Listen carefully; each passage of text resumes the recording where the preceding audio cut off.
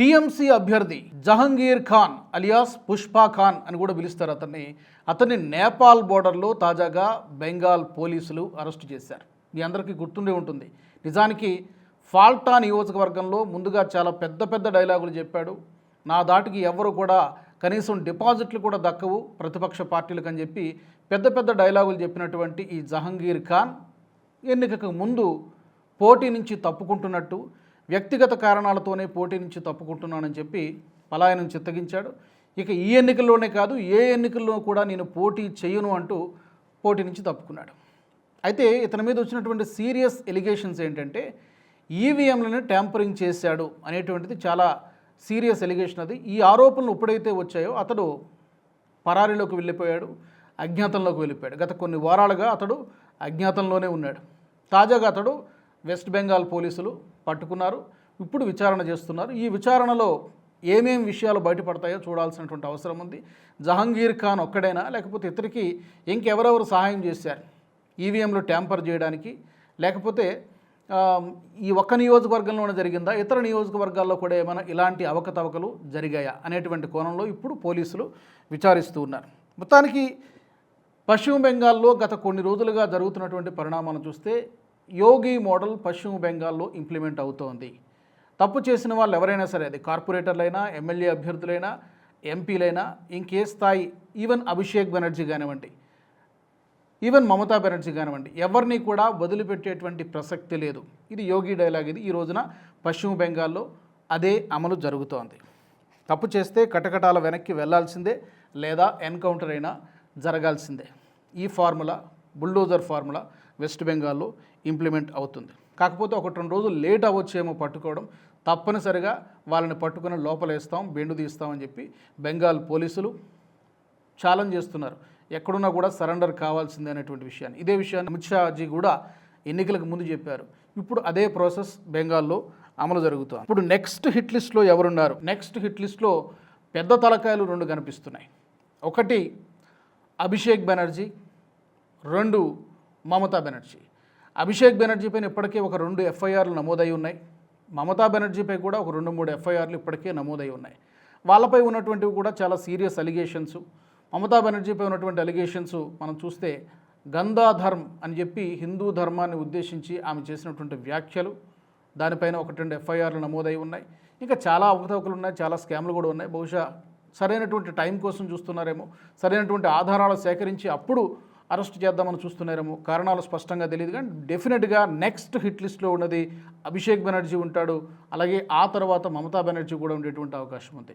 అభిషేక్ బెనర్జీ చేసినటువంటి వ్యాఖ్యలపై కూడా, ఢిల్లీకి తరిమి కొడతా ఉన్నటువంటి చేసినటువంటి వ్యాఖ్యల గురించి కావచ్చు, అతనిపై కూడా తాజాగా ఒక 2 ఎఫ్ఐఆర్లు నమోదయ్యాయి. అండ్ రీసెంట్గా జరిగినటువంటి కొన్ని పరిణామాలు మనం చూస్తే టీఎంసీ లీడర్లు షమీం అహ్మద్ కానివ్వండి, షమీం అహ్మద్ కూడా ఎమ్మెల్యేనే. అతని ఇంట్లో గుట్టలుగా బంగారంతో గోల్డ్ కోటెడ్ సోఫాలు, బెడ్లు దొరకడము, టన్నుల కొద్ది గోల్డ్ అతని ఇంట్లో రికవరీ చేయడాన్ని మనం చూసాం. షమీం అహ్మద్ని నడి రోడ్డుపై నడిపించుకుని వెళ్ళి సంఖ్యలు వేసి తీసుకెళ్లినటువంటి విజువల్స్ దేశవ్యాప్తంగా చక్కర్లు కొట్టాయి. పశ్చిమ బెంగాల్ చరిత్రలోనే కాదు, దేశ చరిత్రలో ఇది చాలా అరుదుగా జరిగేటువంటి సంఘటనలు ఇవన్నీ కూడా. షమీం అహ్మద్ కానివ్వండి, ఆకాష్ సింగ్ కానివ్వండి, మరొక గూండా.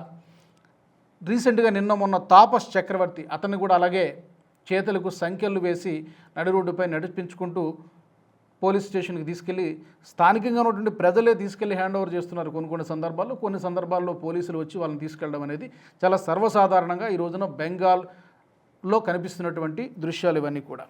దీన్ని టీఎంసీ పార్టీ ఏమంటోంది అంటే రివెంజ్ పాలిటిక్స్ అని చెప్పి ఆరోపిస్తోంది. ప్రతీకార రాజకీయాలు తీర్చుకుంటోంది బీజేపీ అని చెప్పి ఆరోపిస్తోంది. కానీ ఇక్కడ క్వశ్చన్ చేయాల్సినటువంటి విషయం ఏంటంటే, తప్పు చేయకపోతే, జహంగీర్ ఖాన్ నిజంగా తప్పు చేయకపోతే ఎందుకు నేపాల్ బోర్డర్ దాటి వెళ్ళడానికి ప్రయత్నం చేస్తాడు? అంటే విదేశాలకు పారిపోవడానికి ప్రయత్నం చేస్తున్నాడు. అది పాకిస్తాన్ వెళ్తాడా, అక్కడి నుంచి బంగ్లాదేశ్ వెళ్తాడా, లేకపోతే ఇంకెక్కడికైనా దేశం పారిపోతాడో తెలియదు. మొత్తానికైతే నేపాల్ బోర్డర్లో ఇంకా జస్ట్ మరొక రోజు కనుక పట్టుకోకపోతే డెఫినెట్గా అతను విదేశాలకు చెక్కేసి ఉండేవాడు. సో అదృష్టం బాగుండి అతన్ని పోలీసులు పట్టుకున్నారు. సో తప్పు చేయనప్పుడు విదేశాలకు పారిపోవాల్సినటువంటి అవసరం ఉంది. మీ దగ్గర ఉన్నటువంటి ఆధారాలను చూపించి బయటపడవచ్చు. కానీ అతను అలా చేయలేదు. జహంగీర్ ఖాన్ ఫారెన్ చెక్కడానికి ట్రై చేశాడు, పోలీసులకి అడ్డంగా దొరికిపోయాడు. ఇంకా దీనివల్ల టీఎంసీకి పొలిటికల్గా ఎంత డ్యామేజ్ అంటే, ఇప్పటికే టీఎంసీ పైన 100 ఆరోపణలు ఉన్నాయి, 1000 ఆరోపణలు ఉన్నాయి. రకరకాల బూత్ క్యాప్చరింగ్ దగ్గర నుంచి pre poll violence, post poll violence, అందరి మీద ఆరోపణలు ఉన్నాయి. ఇన్ని ఆరోపణలతోటి ఇప్పటికే ప్రజల మనసుల్లో టీఎంసీ తుడుచుపెట్టుకుపోతోంది అనేటువంటి క్రమంలో ఉన్నది. ఇక కనుమరుగైపోతుందేమన్నటువంటి పార్టీ కనుమరుగైపోతుందేమన్నటువంటి తరుణంలో ఇది మరొక పెద్ద దెబ్బగా భావిస్తున్నారు. ఎందుకంటే జహాంగీర్ ఖాన్ ఒక్కడే ఉండడు. ఇలాంటి యాక్టివిటీస్ అన్నిటి కూడా ఎవరెవరు అతనికి సహకరించారు, దీని వెనక మమత హస్తం ఉందా, ఇంకెవరైనా నాయకుల హస్తం ఉందా, ఆ వివరాలన్నీ కూడా జహాంగీర్ ఖాన్ 4 ఉతికితే డెఫినెట్గా అవన్నీ కూడా బయటపడతాయి. సో డెఫినెట్గా పొలిటికల్గా టీఎంసీకి ఇది పెద్ద సెట్ బ్యాక్, నో డౌట్. ఇక బీజేపీకి ఏంటి, పొలిటికల్ గెయిన్ కోసం ఇదంతా చేస్తుందని అనుకోవడానికి లేదు. ఎందుకంటే ప్రక్షాళన చేస్తామని చెప్పి గతంలో హామీ ఇచ్చారు. ఆ ప్రక్షాళన చేసేటువంటి దిశలోనే, ఆ ప్రాసెస్లోనే ఇవన్నీ కూడా జరుగుతున్నాయి. దీన్ని మనం పొలిటికల్ రివెంజ్ అనుకోవడానికి లేదు. డెఫినెట్గా బెంగాల్ ఎన్నికల్లో అవకతవకల గురించి ఎన్నో సందర్భాల్లో ఆరోపణలు బీజేపీ చేసింది. ఎందుకంటే అప్రజాస్వామిక పద్ధతుల్లో మమతా బెనర్జీ ఎన్నికల్లో గెలుస్తూ వస్తున్నారు, బూత్ క్యాప్చరింగ్ చేస్తున్నారు, బెదిరిస్తున్నారు, ప్రజలపైన దాడులు చేస్తున్నారు అని చెప్పి గతంలో ఆరోపణ చేశారు. సో వాటన్నిటికీ రుజువులు ప్రజల ముందు పెట్టాలి కాబట్టి, దేశ ప్రజల ముందు కూడా పెట్టాలి కాబట్టి ఆ ప్రాసెస్లోనే ఈ అరెస్టులు కానీ ఇవన్నీ కూడా జరుగుతున్నాయి అనడంలో ఏమాత్రం మనకి సందేహం లేదు. మనకి రాబోయే రోజుల్లో డెఫినెట్గా టీఎంసీ నాయకులకి ఒక హెచ్చరిక ఇది ఏంటంటే, ఎక్కడున్నా కూడా లోపల తీసుకొచ్చి వేసేస్తాం, ఎవరిని కూడా వదిలిపెట్టేటువంటి ప్రసక్తి లేనిది టీఎంసీ కేడర్కి, నాయకులకి ఒక స్పష్టమైనటువంటి మెసేజ్ వెళ్తుంది.